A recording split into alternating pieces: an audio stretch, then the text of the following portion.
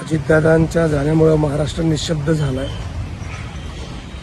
वैयक्तिकदृष्ट्या काहीतरी सुचावं ह्याला सुद्धा खूप वेळ जातोय, काही सुचत नाही. पण आज सुनीतराव यांची भेट घेतली आणि काय बोलावं काही कळत नव्हतं खरं तर. त्यानंतर मोठे साहेबांची पण भेट घेतली. मला असं वाटतंय की महाराष्ट्राच्या भल्यासाठी दोन्ही राष्ट्रवादी एकत्र याव्यात. आणि खरं तर अशी चर्चा झाली होती, बोलणं झालं होतं ह्या निवडणुकीच्या वेळेला, प्रचाराच्या वेळेला, की आता एकत्रच येणार आहे. एक काय त्याला फॉर्मॅलिटी राहिली आहे. असं असताना हे असं अचानक काहीतरी व्हावं हे महाराष्ट्राच्या दृष्टीने फार वाईट झालं.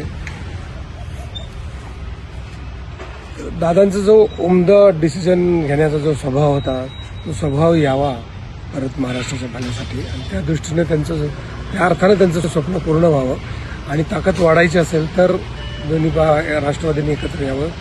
या निमित्तानं मला ते सांगावं असं वाटतंय. बाकी होणाऱ्या दुःखाबद्दल तर आपण बोलू शकत नाही, सध्या कोणीच काय करू शकत नाही.